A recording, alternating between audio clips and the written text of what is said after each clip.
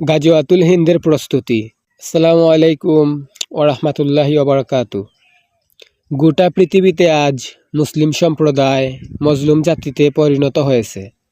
পৃথিবীব্যাপী সকল মুসলিম অমুসলিম নিধনের মিশনে আজ ঐক্যমত। বিশ্বের বিভিন্ন প্রান্তে নানান অজুহাতে মুসলমানদের লক্ষ্যবস্তু বানিয়ে একের পর এক সামরিক অভিযান পরিচালনা করতেছে বিশ্ব মুসলিম সম্মিলিত শক্তি। বিশ্বের সকল অমুসলিমদের মিশন ভিশন ও চারিত্রিক বৈশিষ্ট্য দেখতে ভিন্ন হলেও মুসলমানদের বিরুদ্ধে তারা এক। আল্লাহর রাসূল সাল্লাল্লাহু আলাইহি ওয়াসাল্লামের ভবিষ্যৎবাণীর আলোকে গাজওয়াতুল হিন্দের যে ঘোষণা আমরা জানি, সেই ইতিহাস জানার সুবিধার্থে প্রথমে আমাদের জানতে হবে ভারতীয় উপমহাদেশ সেটা কি। ভারতীয় উপমহাদেশ বলতে সাধারণত আমরা মনে করি ভারত, বাংলাদেশ, পাকিস্তান, এই তিন রাষ্ট্রই। অথচ ইতিহাস বলে ভিন্ন কথা।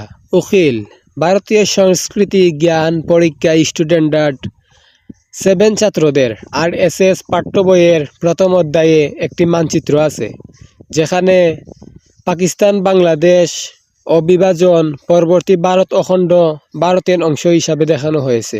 এই সংগঠনের এক পত্রিকায় আফগানিস্তান, ভুটান, মালদ্বীপ, মিয়ানমার, নেপাল, শ্রীলঙ্কা ও তিব্বতকে অখণ্ড ভারতের অংশ হিসাবে দেখানো হয়েছে, যাহা পরবর্তীতে ভারত থেকে বিভক্ত হয়ে আলাদা রাষ্ট্রে প্রতিষ্ঠিত হয়েছে।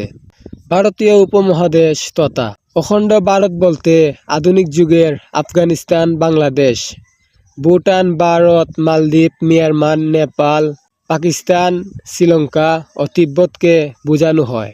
ভারতীয় উপমহাদেশের মানচিত্র থেকে আফগানিস্তানকে বাদ দিলে মহানবী হযরত মুহাম্মদ সাল্লাল্লাহু আলাইহি ওয়াসাল্লামের ভবিষ্যৎবাণী মিলে না। মহানবী হযরত মুহাম্মদ সাল্লাল্লাহু আলাইহি ওয়াসাল্লামের ভবিষ্যৎবাণীর আলো থেকে গাজওয়াতুল হিন্দের সাথে খুরাসান ও ইমাম মাহদির সম্পৃক্ততার তথ্য পাওয়া যায়।